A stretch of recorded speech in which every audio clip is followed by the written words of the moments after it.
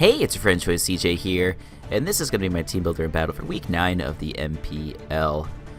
Sorry if I don't sound like myself. I'm in a bit of a mood, as dumb as that sounds. I just had the most frustrating experience in a long time. I was trying to go to a nearby restaurant to pick up some food for dinner, and it's in this very crowded square near my house, and I drove there. And there's never any parking there, and today was no different. So spent probably the better part of 25 minutes trying to find a spot to squat for 3 minutes to go and get my takeout order. And I finally do that. I park in a illegal spot just to go grab it, get back to my car, drive to my house, only to realize that they messed up my order. And so it was just I can't deal with this right now. So if I don't sound like myself, that's the reason why. I'm just a cranky little bitch, I guess. That's certainly how I'm feeling at the moment. But I digress. Let's talk about this game and what is on the line here. So we are going up against Automatic, coach of the Nijimegen Nuzleafs. I don't know if I'm pronouncing that correctly or not. But if you're not familiar with Otto, he's a real cool guy. He's one of the admins of MPL this season, and he's also the admin for UBL.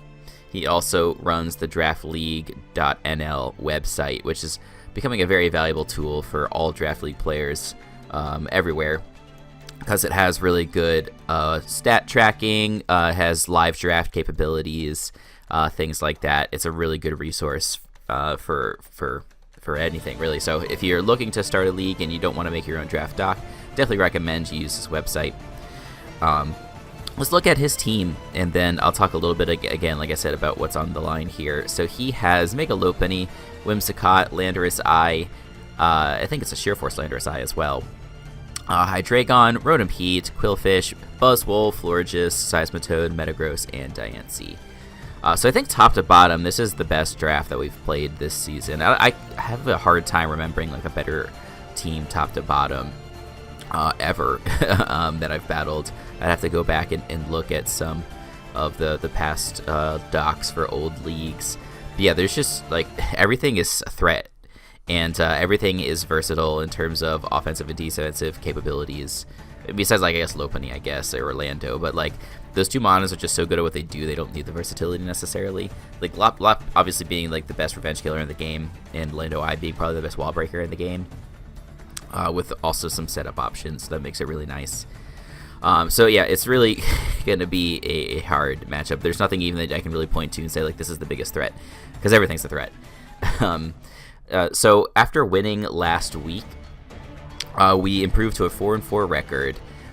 If we win here, we improve to 5-4, but that's not enough to get us into playoffs. We actually need some help. So Fizzle coming into this week is 4-4 as well.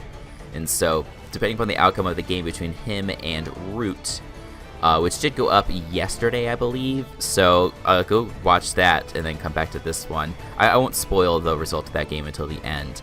But if Fizzle wins, he's in. If he loses, if Root beats him, then and I win, then I can advance because I'll have a better record than him.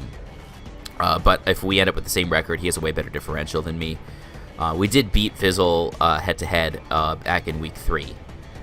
So it's unfortunate that we beat him head-to-head and are in a situation where we need help in order to make playoffs, because the differential is the tiebreaker. But, it's tough, to decide what's the best tiebreaker. Differential is normally what it is. So I just shouldn't have had all my wins be so narrow, and I shouldn't have had bad losses to people like Johnny and stuff like that. So it's not going to be an easy task to win this game. And like I said, even winning this game doesn't guarantee me the spot. We're going to do our very best to make sure that happens. And I've got a squad of 6 that I'll jump into right now. So I'm going to start off with a Chillon Berry, Tapu Koko. Chillon Berry, so Tapu Koko doesn't really, it's not a defensive response to Lopunny in any stretch of the imagination. I don't really have a defensive switch into Lopunny, but I can at least try and catch him a little bit off guard with this and hit him for a very powerful T-Bolt. I could have run D-Gleam, but D-Gleam doesn't do that much more. And I really like Nature's Madness for this matchup, because you just look at his team. He's got a bunch of pretty decent checks to Koko. Whimsicott's not bad. Lando, obviously he's weak to HP Ice, but it's a Thunderbolt immunity. Seismitoad, Thunderbolt immunity. Hydreigon is good resistance to electric. Rotom's a good resistance to electric. And then even just stuff like Diancie and Metagross and Florges are all fat, so like they're not going to take that much from T-Bolt. And like, yeah, I can run coverage moves for some of those Mons, but like I want Grass Knot and D-Gleam and Hidden Power Ice. Like there's just no way I was going to be able to fit everything onto this set. I did hit Hidden Power Ice because at least it hits Hydra neutrally, or not neutrally, but it hits it a little bit harder, and then this hits Lando. But yeah, like if I could just kind of use this as a wand to weaken and soften up his walls with Nature's Madness, I can catch a Lopunny off guard with Chillon Berry, take half from a return. It's not so bad. And like we do have max HP to try and help take that as well as possible. We do live like high jump kick into return with this investment. We put just enough speed on here for max speed Lando. Like Whimsicott, like we could have tried to outspeed it, but I didn't think it was worth it. Even if he's faster than us, like I'm not that scared of what Whimsicott can do. So the next we do have a Roost 3 attacks Latias with a lot of defense investment. Enough speed on here for Hydreigon, if I'm not mistaken. So yeah, just Roost 3 attacks is pretty good. Having this thing as a switch in for like Lando is really nice. It is a ground immunity, like, and because of my like special defense, my natural special defense, I should be able to take hit coverage moves like Sludge Wave really well. The best things he can hit me with are like Knockoff and U-Turn. And so like having a little bit of defense investment helps with that. And then just being bulky in general, to be able to switch in really well to Seismitoad, switch into Rotom and things like that is really nice. And like the coverage that I have is pretty good. It pretty much hits everything. Like Psychic Ice Beam hits everything not named Metagross, and then Shadow Ball is there to hit that Metagross for a decent chunk of damage. So bulky Latias I think we'll put in the work this week. Next we have a pretty offensive Mega Blastoise. So he does have a few water resists, definitely. But like his water resist can't really deal with my combination of coverage. So like for example, Seismitoad is there as a pretty obvious switch in for Mega Blastoise, but HP Grass definitely hits that thing for a giant chunk of damage. Aura Sphere is going to hit Hydreigon. Flash Cannon's going to hit the Whimsicott and things like that. I guess technically Qwilfish, like the cut type coverage that I have, I don't have a way to hit it super hard. But like a Fizz Def Qwilfish, which definitely is what makes the most sense in this matchup for dealing with Hawlucha, that still takes like 50% from a max offensive modest Blastoise. So I'm not worried about not having coverage for that thing. So yeah, this can just apply a lot of pressure. Like it doesn't outspeed a ton of stuff on his team, but we do have enough speed on here, I think, for uninvested Rotom. Because what does this hit? This hits 106, and I'm hitting 111. So yeah, it's like that plus some creep. So I could definitely outspeed that pretty comfortably. Yeah, I think this can definitely put on the pressure. Like, so it's 1, 2, 3, 4, 5, 6, 7 mons that it can really apply pressure to. And it's just naturally fat enough to take one from basically anything except for like Specs Whimsicott, or I guess Specs Rotom. Like I bet even Specs Whimsicott we could take one from. Yeah, it's really just Rotom's Volt Switch and Thunderbolt that I'm scared of. So yeah, next we do have a Recycle 3 attacks Muck. And so this I just wanted as a general switch in to I guess everything, like Whimsicott, Rotom. Rotom especially, I think, was a very big, scary mon for me. Just because, like I guess Will-O-Wisp is still annoying for things like Piloswine and Muck, which is why I decided to put Facade on this Pokemon. But yeah, I just wanted something that could basically pivot in on anything not named Lando and take a hit. So I thought this was the best set to do that. We put just a tiny bit of speed creep on here for dealing with like outspeeding Diancie. With this defense investment, we should be able to take EQs pretty easily from like Metagross and stuff like that. When I say easily, I mean not get one shot, like only take like 75% or so, and we can get off our berry. Like I think we can probably get off, like we can survive like 2 EQs after the berry with this. So yeah, next main win con this week, pretty natural set here is SD Hawlucha. So like his team is not very well equipped to deal with Hawlucha, like most teams aren't, right? But I feel like his in particular, he's like pretty pressured to bring like Qwilfish in this matchup, or like bring Whimsicott with like Encore for dealing with setup variants of Hawlucha. Like Metagross and Diancie, like I said, they're pretty bulky. They can probably take one, but like, you know, I don't know, like +2 high jump kick is still really good. I put Tailwind on Hawlucha So one potential way he could try and deal with Hawlucha is with like Tailwind Whimsicott, and then he can go into something like Lando and outspeed me that way potentially. I have just enough speed on here for Lando. I guess Lando is not necessarily the right example, but like Lopunny I guess is like a better example. So you can try and outspeed me with that, but you know, I don't need another slot, and so I thought it'd be cheeky to try and run Tailwind. We put enough bulk on this thing to survive a Life Orb HP Ice from like Max Timid Landorus. I think that's what this HP is for. And then yeah, Rest into attack and just enough speed to outspeed Landorus. So that's the Hawlucha set. Then last but not least, we have a Jolly Piloswine. I've brought this a couple times this season, like Fast Piloswine. I brought it week 1 versus Aaron. I brought it last week versus Bird. So I think it's just a pretty good mon in general. I have enough speed on here for no speed Rotom, plus a few points of creep. The spread is like, or sorry, the moves are pretty straightforward. Like Ice Shard is there to hit like Lando mainly, Whimsicott, Hydra, things like that. EQ hits things pretty hard like Metagross and Diancie. And then I put Rock Slide on there in the last slot as the best move to hit Rotom Heat. Again, I was really debating like Facade in this slot, but Rock Slide seemed like a good bet. I don't remember exactly what these EVs are for. It's been like 2 weeks since we had this battle. But yeah, that's the team. I'm sorry if I like missed some details, but like I said, it's been a while since we played this game. So now I'm going to switch on over to the battle. Otto has decided to bring Seismitoad, Hydreigon, Metagross, Landorus, Rotom Heat, and Lopunny. And so I guess the biggest thing I'm surprised about is that he didn't really bring a Hawlucha response. Like it's true probably that like a Fizdef Metagross can take a drain like a high jump kick at +2, but I can whittle that down with stuff like Latias relatively easily. Rotom, I guess if it's bulky enough, can deal with it, but like I think like a Spadef Rotom makes a bit more sense than Fizdef for switching in best on Coco, because it does resist the dual stabs, as I was saying in the team builder. I guess like he could maybe go with a bulkier variant if he had like a Spadef Seismitoad. But again, like Seismitoad is just too pressured by the combination of Blastoise and Coco, so like I guess I could believe anything. But yeah, like Landorus definitely made sense. His it's a very, very powerful ground type attacker, and I don't have great switch-ins to ground. And then Lopunny is like one of the best mons of the game, so definitely a top 10 in the format type of mon. And my switch-ins are not amazing. Like I'm not bringing a fully Fizdef Lottie. I'm not bringing anything with Rocky Helmet, so Lopunny could definitely put in work this week. So in terms of leads, like Lottie leads versus pretty much everything except for Hydra. Like Metagross is a tiny bit annoying, but I do have Shadow Ball for that. So I can wear that thing down. I'll have to see what coverage moves the Metagross decides to pack. If I do have to deal with that thing with the Lottie.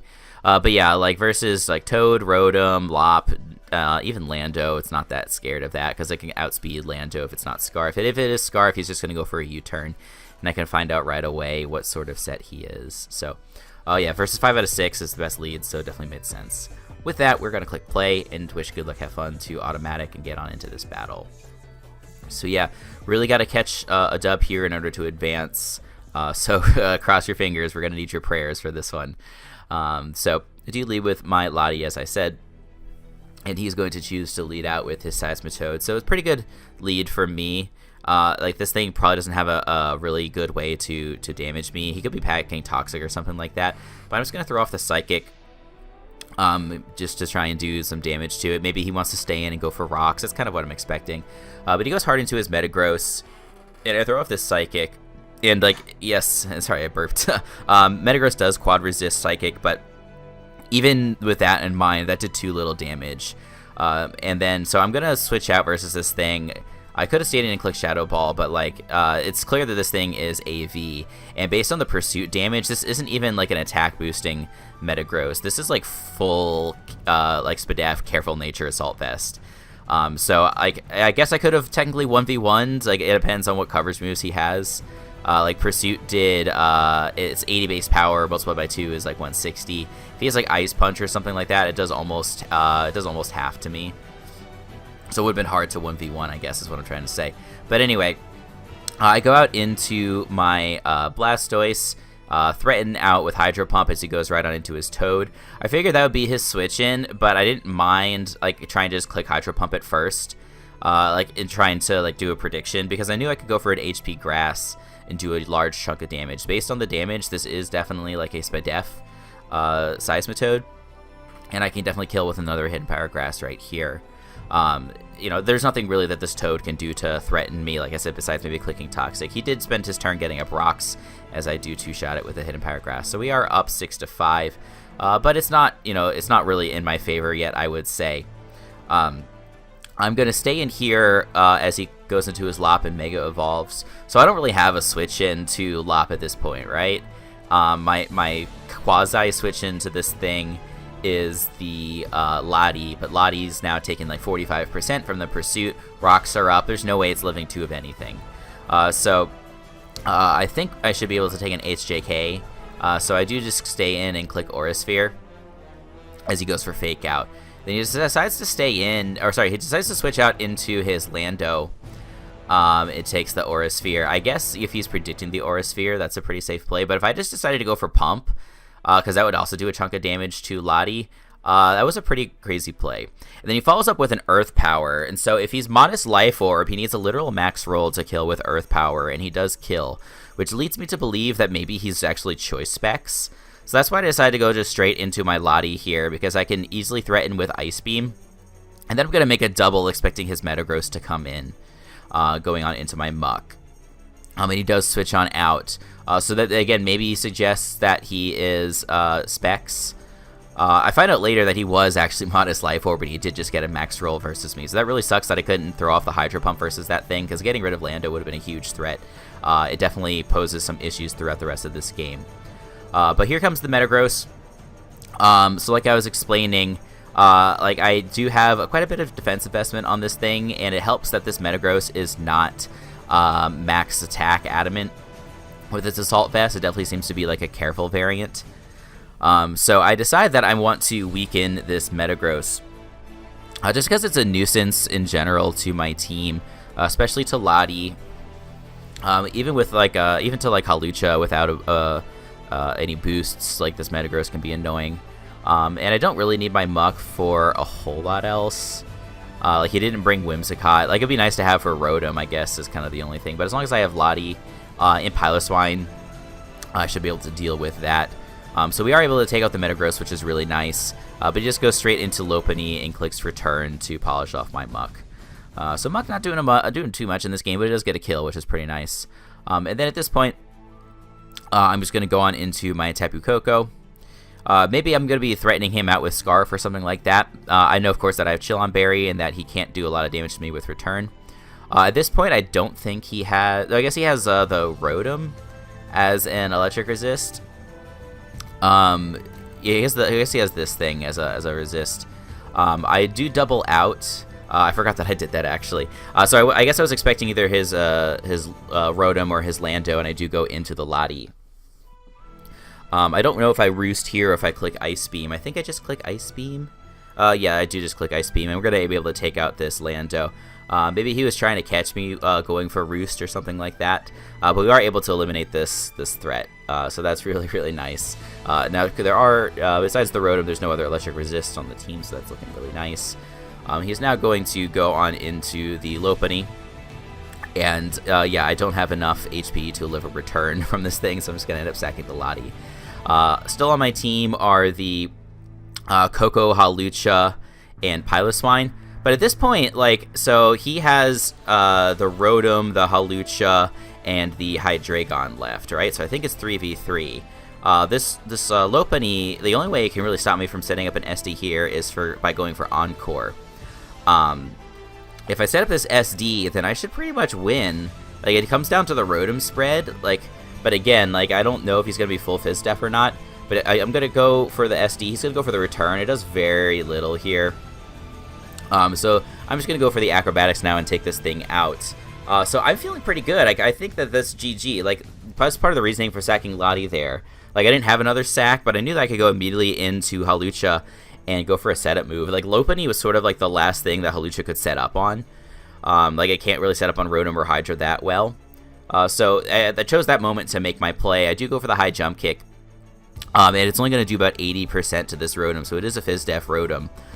Which really stinks, is to be able to take me out with Volt Switch. So, because he was able to survive that, this match is looking pretty hard. I have the Coco left and the Piloswine, and he's going to Volt Switch into his last Pokemon, which is Hydreigon. And so I'm going to go into my Tapu Koko, because I presumably can scare this thing with a Dazzling Gleam, and maybe force him back into the Rotom. I think I just click U-turn. I don't quite remember. It didn't end up mattering because he clicks EQ. So he's actually like. So I was like, oh, okay. Well, like that probably won't kill. And then that also kills. So that's the second time in this match I got killed by a surprise attack. So clearly he's Scarf. And based on the calcs, he like had very, very little chance to kill me with Jolly. So it holds that he's most likely Adamant with his choice Scarf, and he's fully physically offensive. And so I'm thinking at this point, okay, well, if he has Outrage, there's pretty much no way that I can live. I don't have Icicle Crash to do the most amount of damage possible. He does bring in his Rotom, and like I said, it seems to be fully Fizz-Def based on the damage from the Hawlucha, so I can feel good about going for Ice Shard into Rock Slide. It's not like I had another play, right? Like, I have to basically take the Overheat if he does click it, or I can hope that I outspeed, which is what ended up happening. He goes back into his Hydra. I'm like, okay, I can't survive 2 Outrages. And yeah, like I said, I don't have a way to hit it super hard. I go for the Ice Shard. Ice Shard can't 2-hit KO because I'm not Adamant and I'm not even max attack. But he throws off the Crunch instead. So I'm like, oh, I actually should win this then because Crunch can't 2-hit KO. I guess his only chance was to maybe get the defense drop with the first Crunch, or maybe get a crit with this second Crunch. But neither of those end up happening, and we're going to be able to throw off a third Ice Shard here, and we're actually going to be able to get the win. We're going to be able to get a 1-0 dub over Automatic, and that's going to improve us to a 5-4 record. So yeah, was honestly really surprised with the outcome of this game. Like I said, Otto's team is just so scary. I didn't really have great ways to deal with a lot of his threats. That Lopunny applied a ton of pressure throughout the game, killed the Muck, killed the Lottie. Got a decent chunk of damage off on Hawlucha. And Lando as well, being able to kill that Blastoise with that max roll was pretty wild. The Scarf Hydra, physically offensive Hydra, was a really nice play. Was not expecting it. But at the end of the day, max speed Piloswine coming through. I've brought it a bunch of times this season. I think it's a really good mon. Just because it can be really bulky, but obviously it can be pretty good offensively as well. And people don't really expect the max speed Piloswine, so they don't try and speed creep it. Like, he could have sped crap with probably like five extra points of speed on his Rotom, but why bother? It's a Piloswine. So that is going to give us a 5-4 record, like I said. The real question now is, are we going to make playoffs? Is Fizzle going to lose to Root to drop to a 4-5 record and push us up to the 3 seed? The answer to that question, spoilers incoming, is yes. So we are able to improve in the standings with Root's victory over Fizzle, and that is going to give us the last spot in the MPL playoffs. So very, very shocked, honestly, that I was able to rebound from 2-4 and basically out of the playoff picture, going up to 5-4 and making the last spot. So very relieved about that. We're going to be going up against Root in our first round of playoffs. And a little bit of fourth wall breaking here. He and I battled in about 30 minutes. So I'm really looking forward to bringing you guys that battle. We had a really close match the first time around. He was doing a lot of work to me with the SD Decidueye. And then there was a bunch of funny rolls. But I mean, I'm not saying that I lost because of the rolls, but it was funny that it went the way that it did. Really hoping to get some revenge versus Root in this upcoming game. If we can beat him, we'll go up against Automatic again. But I just have to get through this first game before I even start thinking about a rematch with Otto. Because yeah, Root's a good player and he has a scary team. He's snagged by Infernape. Infernape I had for most of the season. If you didn't catch my video last week, I did make a bunch of last minute trades and dropped Infernape. He took it onto his team, dropping Darmanitan, and so we got to face that trader. in our first week of playoffs. So if you're looking forward to that matchup, make sure you drop a like and leave a sub so that way you can catch my next MPL video and you can stay up to date on all my other latest and greatest gaming and Pokemon content. We are going to be having draft analysis for UBL coming up very soon. The draft stream is going to be today. It should be going up about simultaneous to this upload. So I'm going to try and upload it at 4 p.m. EST on Friday, and that's the same time that Irish Emerald is hosting the UBL stream. So if you're like catching this fresh out of your sub box, flip over to Twitch and check out Irish's stream to see our new UBL team. I'm not going to be able to provide any commentary because I'm going to be on the road, but I hope you guys are looking forward to it. My stomach is growling. I wonder if you guys can hear that on the microphone. So anyway, that's going to do it for me. Until the next time, I'll see you guys later.